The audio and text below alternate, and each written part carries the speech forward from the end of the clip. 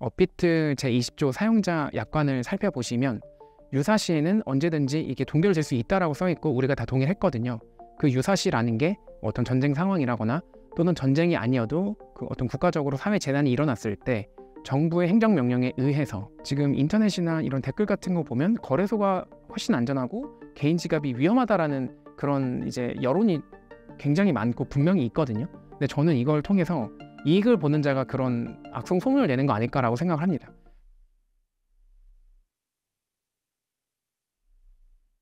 비트코인 보관 방법에 대해 꼭 얘기하고 싶다고 하셨는데 이유가 무엇인가요?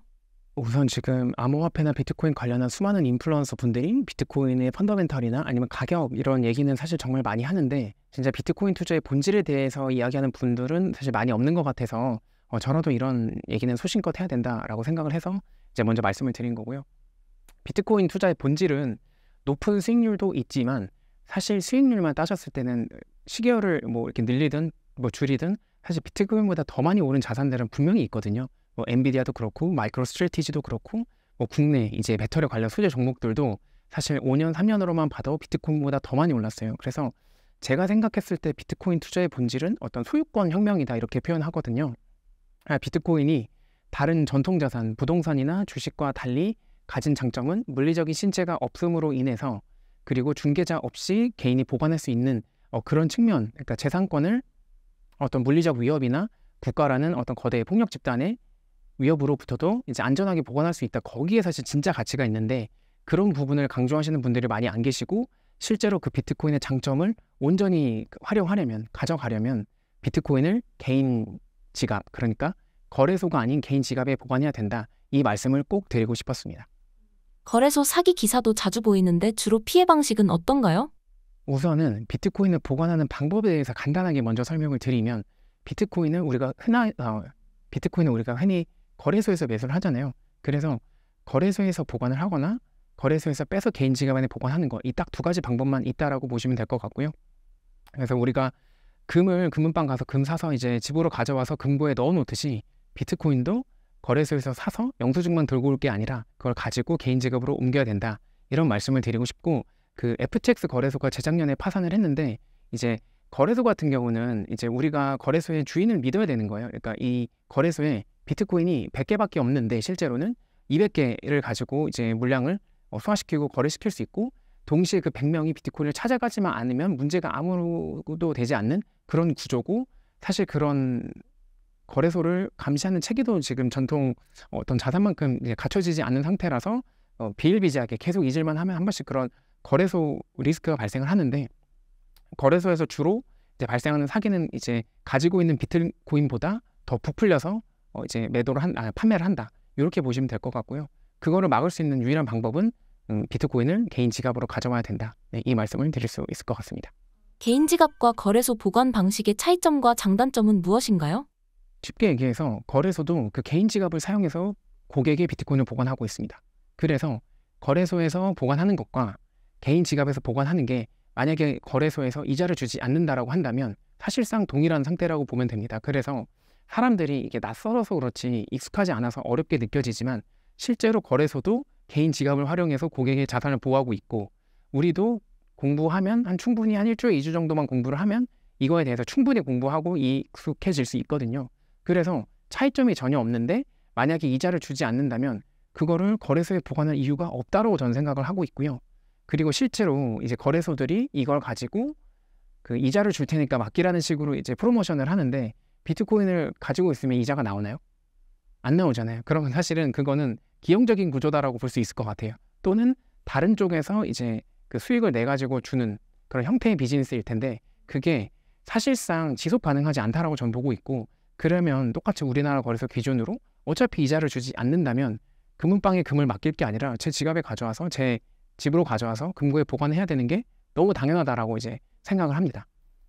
다만 여기서 말씀드릴 건 그 금을 만약에 금반지를 사서 집에 가져왔을 때 그거를 이제 도둑이 들지 않게 조심하는 건 개인의 이제 책임이기 때문에 이 비트코인을 개인 지갑으로 가져오는 게 모든 상황에서 좋다라기보다는 이제 자유를 얻게 되는 대신에 그에 따른 책임이 수반된다.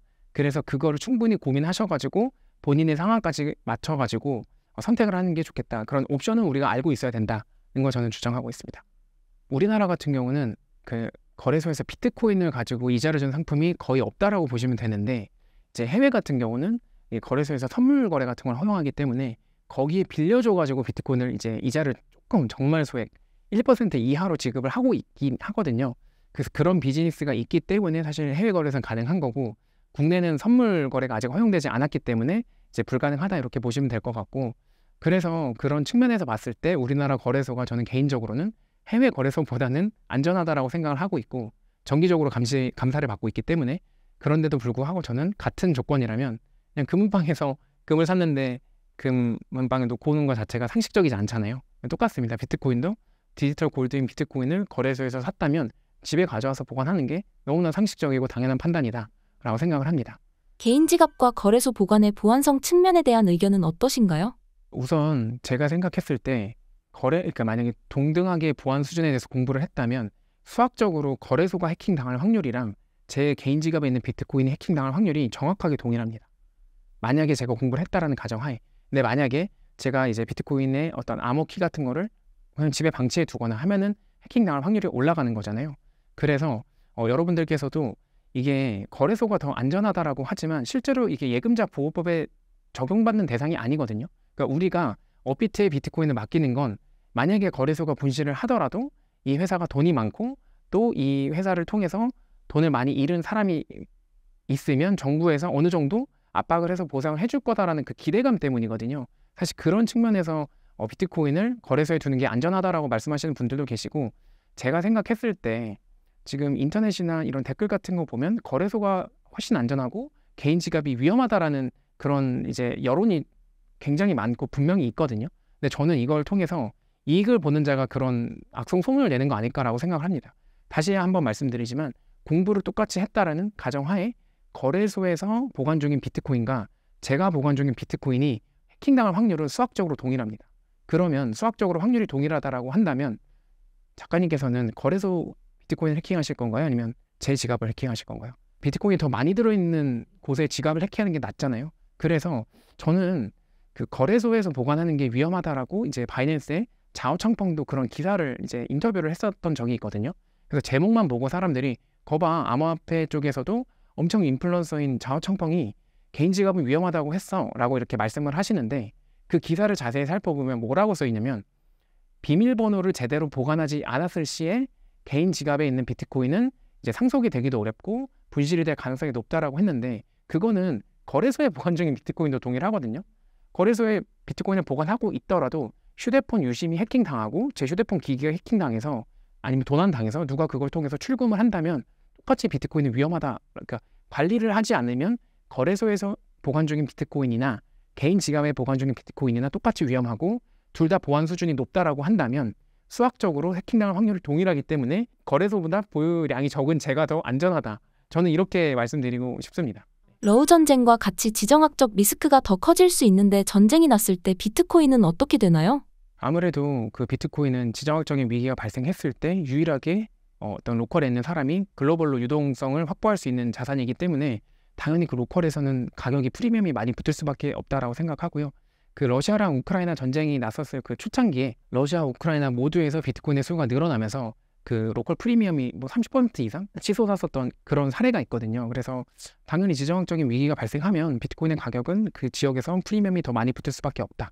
우리나라에서 가장 많은 사람들이 쓰고 있는 업비트 기준에 가입할 때 제20조 사용자 약관을 살펴보시면 유사시에는 언제든지 이게 동결될 수 있다라고 써있고 우리가 다 동의했거든요. 그 유사시라는 게 어떤 전쟁 상황이라거나 또는 전쟁이 아니어도 그 어떤 국가적으로 사회 재난이 일어났을 때 정부의 행정명령에 의해서 비트코인을 개인의 비트코인을 압수할 수 있다라고 써 있고요. 그리고 실제로 만약에 그런 어떤 전쟁 상황이 벌어지면 통신이 다 마비될 텐데 그 업비트에서 비트코인 빼려면 카카오랑 네이버 인증해야 되거든요. 네, 근데 인증을 못하면 사실 뺄 수가 없잖아요. 그렇다고 제 핸드폰 화면을 캡처해가지고 업비트 본사로 뛰어가서 보여준다고 해서 그 절차상 그게 맞지도 않고요. 그래서 저는 우리나라에 그런 전면전이 일어날 거라고 생각하지는 않지만 그런 유사한 상황이 생겼을 때, 위험한 상황이 생겼을 때 개인의 비트코인은 미국 주식과 마찬가지로 동결당할 가능성이 아주 높고 우리가 이미 동의했다. 네, 이 부분을 우리가 꼭 기억하셔야 될 것 같습니다. 개인 지갑은 매도가 불편하다는 댓글이 있었는데 어떤가요? 일단은 한번 이제 옮기는 절차가 있기 때문에 바로 거래소에서 두는 것보다는 어렵지만 만약에 금반지를 집에 사와서 다시 팔 때 금은방 가셔야 되잖아요. 네, 근데 이 비트코인은 물리적 실체가 없기 때문에 그거 다 집에서 할 수 있거든요. 그래서 사실상 그냥 한 단계만 더 거치면 되는 거라서 제가 봤을 때는 더 어렵다라고 표현하는 거는 의미가 없을 것 같아요. 이게 물리적 실체가 있어서 이걸 들고 금은방까지 가서 팔아야 되는 거면 사실 어렵다라고 할 수 있지만 지갑에 있는 걸 집에서 핸드폰으로 거래소로 옮기고 거기서 매도만 하면 되기 때문에 특별히 더 어려울 건 없습니다. 개인 지갑 보관 시 매수, 매도는 어떤 방법으로 해야 하나요? 우선 지갑에 이제 거래소에서 비트코인을 사면 개인 지갑으로 옮기고 개인 지갑에 있는 비트코인을 현금화하고 싶다라고 하면 현재로서는 이제 거래소로 다시 옮겨가지고 거기서 매도를 해가지고 출금을 하면 되는 이제 어떤 방식이고요. 저는 장기적으로는 사실 이 비트코인, 특히 개인 지갑에 보관 중인 비트코인을 한 5년 이상 시기열을 늘려서 보면 굳이 지금처럼 다시 원화 거래소로 가져오지 않아도 그 지갑에서 바로 소비할 수도 있고 또는 그 비트코인의 가격이 변동되는 게 싫다면 그 비트코인을 가지고 이 달러 기반의 가치가 고정되어 있는 스테이블 코인으로 바꿔가지고 그걸 가지고 뭐 넷플릭스나 아마존, 에어비앤비, 우버 같은 것들에 결제할 수 있는 방법이 지금은 없지만 5년 안에 나올 거다라고 뭐 개인적으로는 확신하고 있습니다. 그래서 지금 어떤 구조나 어떤 지금의 어떤 상황만 봤을 때는 이 개인 지갑에 넣어야 되고 또 실제로 이거를 100만 원 이상의 이제 비트코인을 옮길 때는 이제 가상자산 트래블 룰이 적용되면서 실제로는 해외 거래소를 한 번 더 거쳐야 되거든요. 그게 조금 당연히 번거로울 수는 있지만 그건 이제 번거로운 것이 어려운 것도 아니고 사실 그렇게 오래 시간이 걸리는 것도 아니거든요. 네, 그래가지고 저는 한 5년 정도 길게 보면 이거를 현금화하지 않더라도 지금과 같은 방식으로 현금화하지 않더라도 사용할 수 있는 방법이 나올 거다라고 보고 있고 실제로 이제 비트코인을 결제 수단으로 받는 매장이 국내에도 정말 조금 있긴 있어요. 근데 이게 당장 활성화될 것 같진 않고 아까 말씀드린 대로 그 단계로 가기 전에 중간 단계로 달러 기반의 스테이블 코인으로 바꿔서 그걸 결제하는 방식으로 이제 진행이 될 것 같다. 이렇게 말씀드릴 수 있을 것 같습니다. 개인 지갑 회사가 파산하면 어떻게 되냐는 댓글이 있었는데 어떤가요? 네, 그게 정말 많은 분들이 우려하는 이제 부분인데요. 그 정확히 말하면 비트코인이 이 개인 지갑으로 옮겨지는 건 아니고 비트코인은 블록체인상에 존재하는데 그 비트코인에 접근하는 이제 암호키를 이 하드웨어 월렛을 통해서 생성하고 보관하는 거거든요. 그래서 그 암호키 24개 영어 단어로 우리가 표현을 다시 하는데 그거를 만약에 종이나 철판 같은 곳에 잘 적어놨다면 그 지갑 회사가 파산을 해서 하더라도 다른 지갑, 같은 표준을 쓰는 지갑을 다시 사가지고 그 24개 단어를 입력하면 언제든지 제 비트코인에 접근할 수 있는 그 권한이 다시 살아나게 됩니다. 그래서 지갑 회사 파산은 전혀 무관합니다.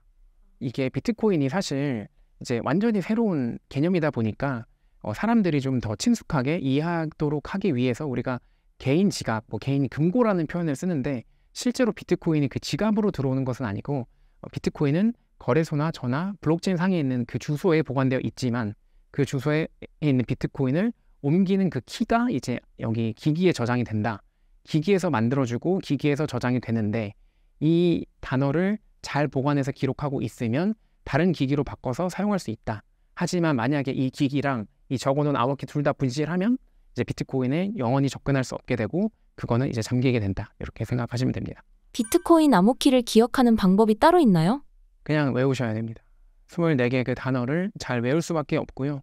그거를 또 화재나 어떤 재난 상황에 발생했을 때 분실되면 사실상 이제 제 자산이 없어지는 거니까 여러 곳에 분산해서 보관하는 거 말고는 지금 현재로서는 방법이 없고 또 그거를 클라우드에 사진을 찍어서 올리는 분이 계신데 그 정말 위험한 행동이니까 절대로 그러시면 안 되고 오프라인 통해서만 이제 저장을 하고 그거를 여러 군데 본인만 아는 장소에 분산해서 보관을 하는 게 최선의 선택이지 않을까라고 생각하고 있고 두 번째로는 제가 이제 사용하는 방법은 그렇게 24개 단어를 기록할 때 저만 아는 대로 순서로 바꿔놓습니다. 네, 그렇게 되면은 물리적으로 어떤 한 곳에서 누군가가 이걸 탈취했을 때에도 그거를 이제 수학적으로 계산해서 해킹하는데 만약에 24개 단어를 다 알고 있다고 하더라도 최소 일주일에서 한 2주는 걸리거든요. 뭐 슈퍼컴퓨터를 가지고 계산했을 때 그러면 그게 남의 손을 탔는지 안 탔는지 확인하고 제가 그걸 가지고 빨리 이제 다른 지갑을 만들어서 옮기면 사실은 복원할 수 있기 때문에 개인적으로는 그게 현실적인 방법이 되지 않을까 이렇게 생각하고 있습니다. 종이에 적어둘 수도 있고 뭐 USB에 넣어가지고 적어두는데 이 단어의 순서도 중요하거든요. 순서에 따라서 이제 경우의 수가 엄청나게 늘어나기 때문에 순서를 바꿔서 저장하는 편입니다. 그래서 누가 그 단어를 보더라도 그대로 입력했을 때는 바로 제 비트코인에 접근할 수 없고 이걸 가지고 조합을 해야 되는데 또 추가로는 한 단어 정도는 다른 걸로 아예 바꿔버리는 것도 어떤 대안이 될 수 있습니다. 개인 지갑을 한눈에 비교할 수 있는 방법은 없을까요? 제가 그 비트코인 투자를 하면서 지금 한 10여 개 이상의 지갑을 실제로 사용을 해봤는데 제 채널에 오시면 제가 그 지갑들을 각 특장점을 비교한 영상이 있거든요. 근데 제가 보니까 지갑이라고 해도 그 100점짜리는 사실 없더라고요. 그래서 88점에서 92점 정도? 그러니까 사용자의 편의성을 중점적으로 둔 제품들은 다소 보안성이 약할 수도 있고 또 보안성에만 집중한 지갑들은 편의성이 좀 부족하거든요. 근데 이 지갑의 보안을 100점으로 만드는 건 결국엔 사용자의 이 보안에 대한 지식 수준이라고 저는 생각하기 때문에 각자에 맞는 자기한테 맞는 지갑을 선택하는 게 중요하고 그 장점과 단점을 명확하게 이해해서 인지해서 나머지는 내 보안 어떤 관리 수준을 올림으로써 해소할 수 있기 때문에 좀 그렇게 이제 바라봐야 될 것 같고 제 채널에 오시면 지갑 비교한 영상들 보실 수 있다라고 말씀드릴 수 있을 것 같습니다.